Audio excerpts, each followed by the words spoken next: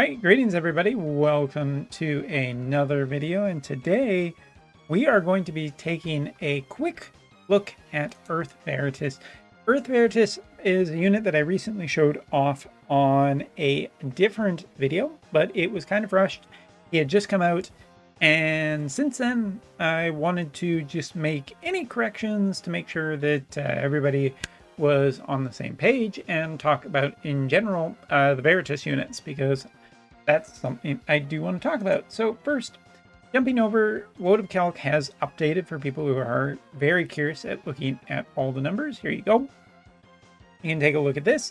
Armors includes shield, armor, helmet, and accessory. Interesting that shield is actually classified here. Now, wonder if that will be more of a regular thing. But anyway, main weapon is a fist type.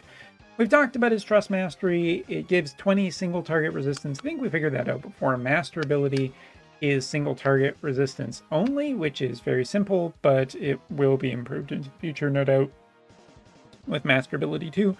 Is 140 and his limit burst. Now, talking about skills, we're going to talk about his two main ones. First off, HP defense, chance of being targeted, and debuff weakening effect.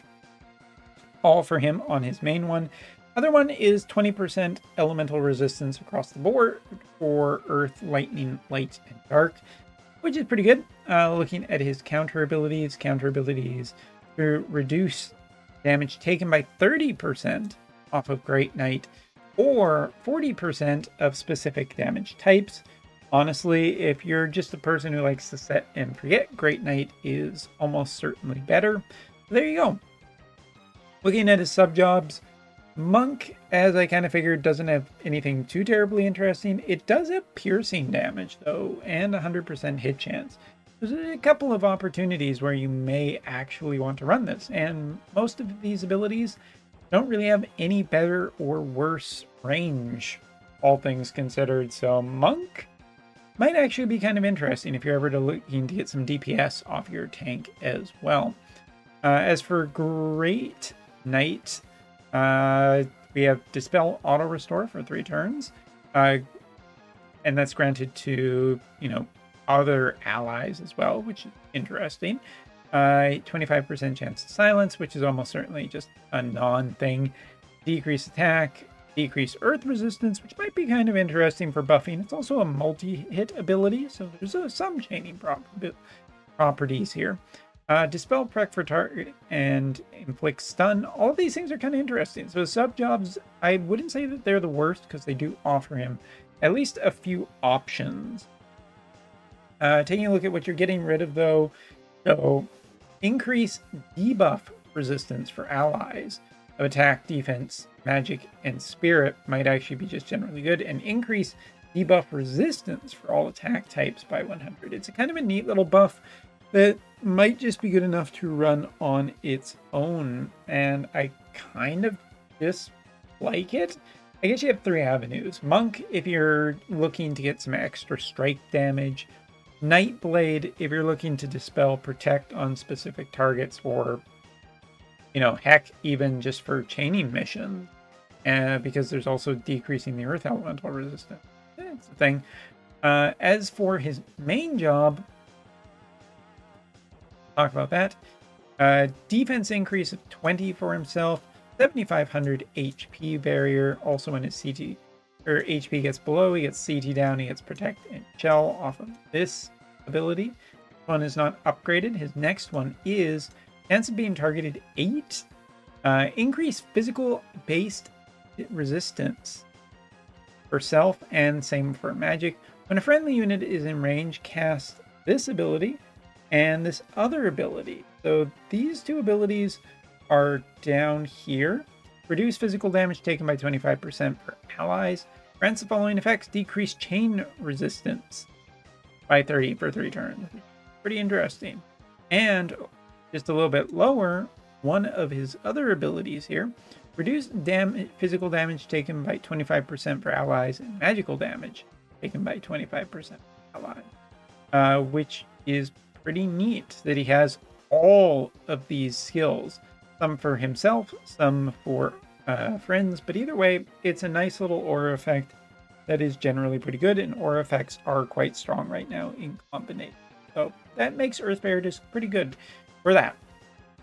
And a couple other abilities. First, this one, increased chance of being targeted by 12. So he actually has 2 hate generation in his kit, which is pretty good. Increased defense by 40 for 3 turns when his HP drops below percentage. Increased critical evasion when that HP drops, and AoE resistance by 25. Restore HP of 50% when his HP drops below 50%. So that actually was an ability. I did not mistranslate that. It just didn't proc for whatever reason. Maybe I just didn't cast this ability and cast the other one. It's fine. The point is that it is there. As for his other ones, decreased defense penetration and dispel auto revive and float. I actually think that Earth Veritas is quite an interesting unit. I don't know if Earth is the unit that, or the group that really wants this. I actually think that just generally Strike is going to be really interested in this. Also because 2P as well as just any other Strike unit, this is a good unit in combination with any of those. I mean, he has chaining, he has aura effects, he has some interesting like buffs for allies, both aura and other that he can activate. He can restore HP and TP, as well as give regen, which is pretty good on himself and others. Piercing damage, 100% hit. I mean, he's got basically a little bit of everything. So,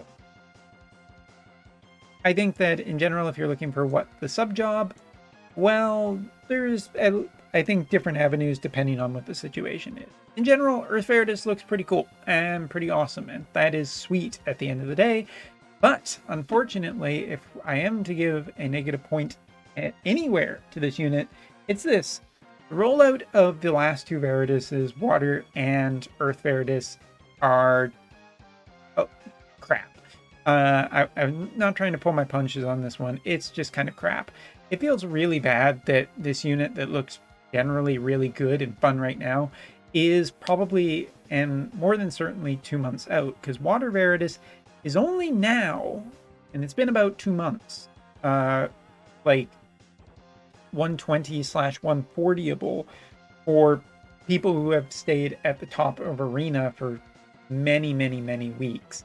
And on JP, we're starting to see the slide, the decline in anybody giving a shit about Arena, which is both a blessing and a curse, but Water Veritas is not a bonus unit in Arena, which kind of feels bad because you think she should be for all the effort that people put into it. It would be a nice way to generally give back, but take a look. She's not here anywhere.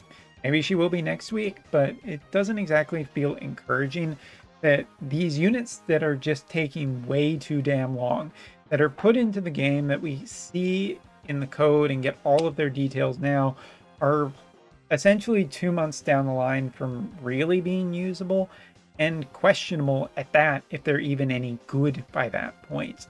Sure, it's nice for collection purposes and everything that this is something people can do, but it's less than exciting that, you know, just taking a look right now and saying, well, Water Veritas looked cool a couple months ago. Now with all the defensive properties, I don't know. Not that I even have mine up to that level yet. But, so, yeah, I think that Earth Veritas, while he looks like an absolutely sweet unit, fans of Earth Veritas will be quite happy with the end result. At this point, it's just too far out to get super excited about him because, hell, on JP, you can't even get the base unit yet, and you can't even start getting the materials. So, again, as with Water Veritas, I must ask, why was he put in the game so early if we can't even do anything? Don't say it was preparation, because that's bullshit. Anyway, thank you so much for watching. Take care. See you later.